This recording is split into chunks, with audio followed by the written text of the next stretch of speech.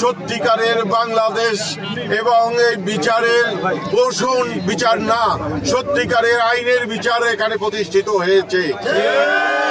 এখানে আজকে যাই আসামি ছিল সে বহু লোককে এই বাংলাদেশে হত্যা করেছে।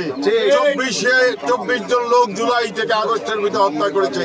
তার মধ্যে পটুয়াখালী একজন কৃতি সন্তান হৃদয়কে হত্যা করা হয়েছে। আরো এখানে 24 জন জেলায় হত্যা হয়েছে।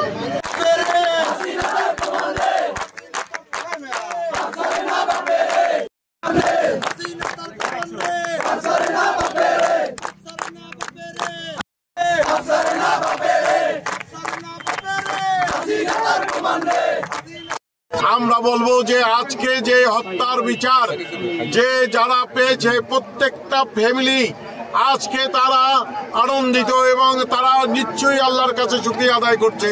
যে আমরা এইটাই দাবি করি অতি দ্রুত সময়ের মধ্যে শেখ হাসিনার এই রায় কার্যকর করার জন্য আমরা সন্তুষ্ট হবে শহীদ আবু সাইদ, শহীদ মুগ্ধ, শহীদ ওয়াসিম, শহীদ হৃদয় তরুয়ার আত্মা।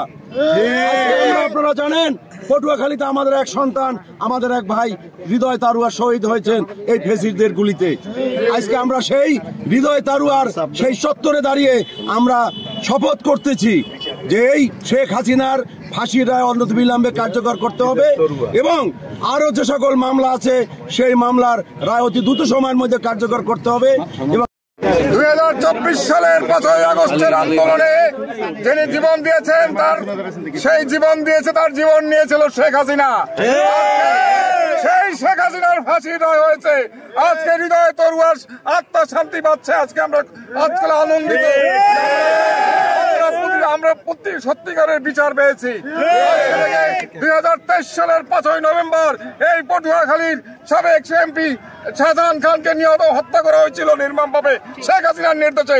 সেই শেখ হাসিনা আজকে ফাঁসির রায় কার্যকর হয়েছে। আশা করছি বিচার বিভাগের প্রতি পূর্ণ আস্থা এবং সমর্থন জ্ঞাপন করে তাদের প্রতি আমরা প্রত্যাশা করছি যেন এই রায় অবিলম্বে কার্যকর করার ব্যবস্থা করা হয়, তাকে যেন দেশে ফিরিয়ে আনা হয় এবং এদেশের মাটিতে এদেশের জনগণের সামনে যেন এই রায় কার্যকর করা হয়।